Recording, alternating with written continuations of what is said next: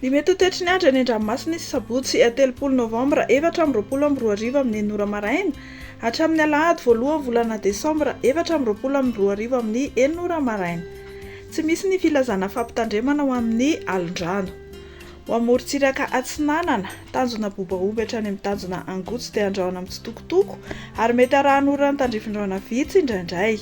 Iovaova fitsokan'ny rivotra ka ho 720 km isan'ora. Ho avy avaratra kosa izany manomboka ny atoandro ka ho 20 km isan'ora. Anonja be ny ranomasina ary ny haavy ny onja 2.5 metatra.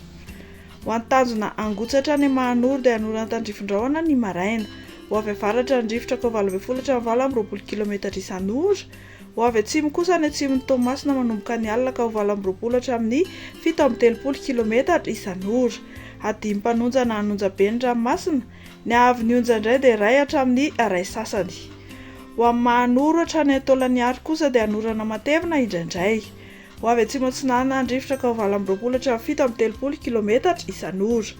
Anonja be ny ranomasina, ny haavy ny onja 2.5 metatra ary hatratra 2 metatra ny amin'ny tapany atsimo. Ho an'ny Taolagnaro hatrany amin'ny tanjona Vohimena dia ho maina ny andro amin'ny ankapobeny. Ho avy atsimo ny rivotra ka ho 20 km isan'ora. Anonja be na herin'ny ranomasina, ny haavy ny onja indray dia 2 hatramin'ny 2.5 metatra risy ny alin-drano avy any atsimo. Ho amin'ny morontsiraka Andrefana, tanjona Vohimena hatrany amin'ny tanjona Ankabo dia andrahona vitsy. Ho avy atsimo ny rivotra ka ho 20 hatramin'ny 730 km isan'ora, hatratra 570 km isan'ora indraindray any amin'ny tendrony avaratra. Aherin'ny ranomasina, ny haavy ny onja 2.5 hatramin'ny 3 metatra risy ny alin-drano avy any atsimo Andrefana.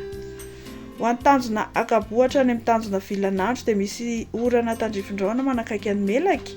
Ho avy atsimo ny rivotra ka ho 20 hatramin'ny 730 km isan'ora, hatratra 570 km isan'ora indraindray. Adimy mpanonja na anonja be ny ranomasina, aherany amin'ny tapany atsimo noho ny alin-drano avy any atsimo.